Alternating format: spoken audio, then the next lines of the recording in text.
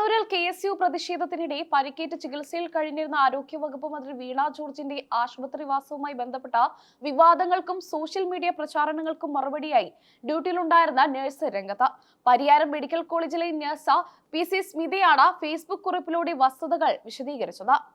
മന്ത്രി ആശുപത്രിയിൽ അഭിനയിക്കുകയാണെന്നും കയ്യിൽ കാനൂല പോലും ഇല്ലാതെയാണ് ICUവിൽ കിടക്കുന്നതെന്നുമുള്ള വ്യാപകമായ സൈബർ ആക്രമണങ്ങൾ ഉയർന്ന പശ്ചാത്തലത്തിലാണ് സ്മിതയുടെ വിശദീകരണം. ഈ പ്രചാരണങ്ങൾ അങ്ങേയറ്റം മനുഷ്യത്വരഹിതമാണെന്ന് സ്മിത കുറിച്ചു.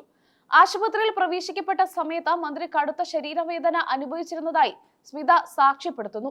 കടുത്ത കഴുത്തുവേദനയ്ക്കൊപ്പം മന്ത്രിയുടെ രക്തസമ്മർദ്ദം ഉയർന്ന നിലയിലായിരുന്നു. ശാരീരികമായ അസ്വസ്ഥതകൾക്കൊപ്പം തന്നെ തനിക്കെതിരെ നടക്കുന്ന പ്രചാരണങ്ങളിൽ മന്ത്രിക്ക് വലിയ മാനസിക വിഷമുണ്ടായിരുന്നുവെന്നും സ്മിത പറയുന്നു. ആശുപത്രിയിൽ കഴിഞ്ഞ രാത്രിയിൽ മന്ത്രി ഭക്ഷണം കഴിക്കാൻ തയ്യാറായിരുന്നില്ല.